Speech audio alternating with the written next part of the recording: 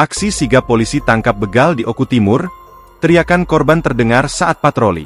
Riko, salah satu komplotan begal, diringkus polisi saat beraksi di Jalan Raya BK 9 Desa Serbaguna, Kecamatan Belitang, Kabupaten Oku Timur, Sumsel, pada Senin 9 Desember 2024. Di mana saat itu anggota Polsek Belitang 1 yang bernama Aibtu Ahmadi sedang melaksanakan patroli.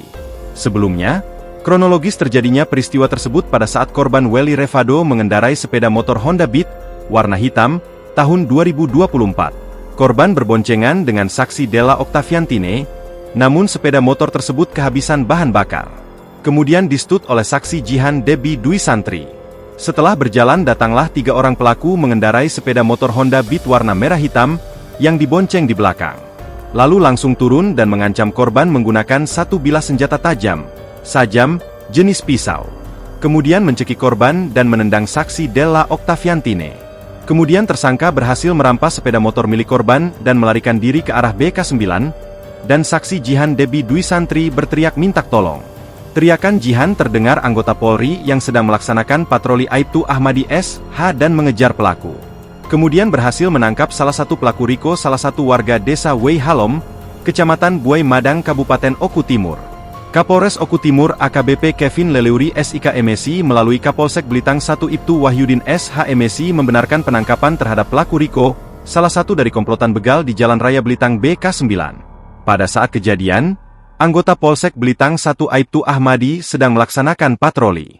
Setelah Aibtu Ahmadi mendahului korban dan pelaku yang mana sama-sama hendak menuju ke BK 9 sekira jarak lebih kurang 30 meter. Aibtu Ahmadi mendengar teriakan korban, lalu langsung memutar arah dan mengejar kedua pelaku. Katanya, Selasa, 10 Desember 2024. Namun kedua pelaku berhasil melarikan diri dan Aibtu Ahmadi tersebut mengejar pelaku lainnya yang telah membawa kabur sepeda motor korban. Dan saat itu pelaku langsung menjatuhkan sepeda motor korban, setelah itu pelaku pindah ke sepeda motor teman pelaku saat ketiga. Pelaku hendak pergi dengan menggunakan sepeda motor pelaku lainnya.